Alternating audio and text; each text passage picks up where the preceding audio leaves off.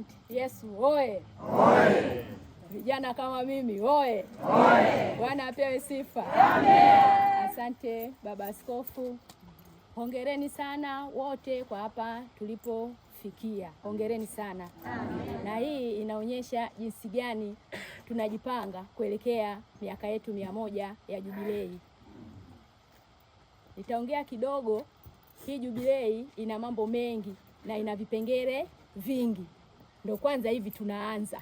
Lakini jogging peke yetu haitufanyi tukamilishe maadhimisho yetu ya miaka 100.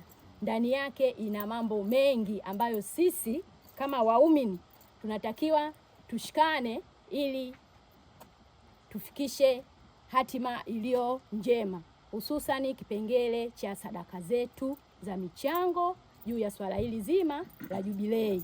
Ni wakati wa kila mmoja aguswe nini amefanya juu ya hili ambalo tunaenda kufanya maadhimisho hiyo 27 Septemba.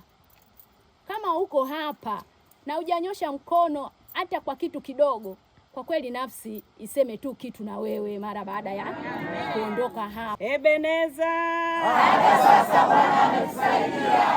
Vijana safi! Safi! Bwana Yesu asifiwe sana. Amen. Basi niungane na wengine waliotangulia kusema, kwanza kumshukuru Mungu sana sana sana kwa jinsi ambavyo ametukusanya, ametuwezesha, tumetembea kutoka Mkomaindo.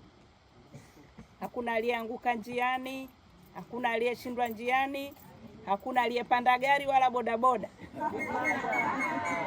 Wote tumetembea kwa miguu yetu na tumefika salama. Hakika hata sasa Bwana ametusaidia.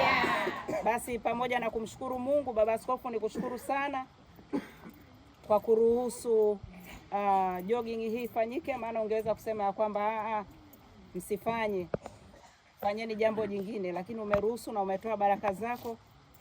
Nitoe pongezi zangu kwa uongozi wa vijana ambao walipata maono haya, mratibu, mwenyekiti pamoja na kamati, na vijana wote kwa ujumla wakiungana na mlezi wao.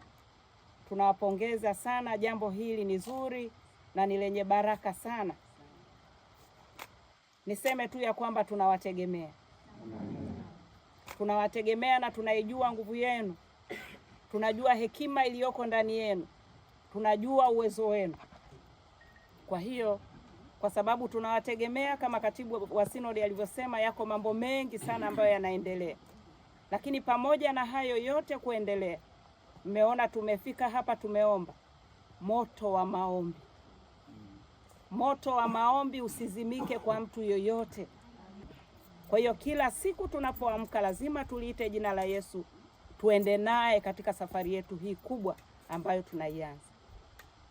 Kukaa na kuadhimisha miaka 100 tukiwa ndani yake, ndani ya miaka 100 ni fahari kubwa. Fahari hii ambayo Mungu ametupa, basi tumuonyeshe Mungu ya kwamba alivyotupa tuna haki ya kuwepo kwenye ndani ya miaka 100 ambayo tunaenda kuiadhimisha. Kisana vijana tunawategemea. Tunawategemea sana. Haleluya. Amen. Basi Mungu atubariki sana.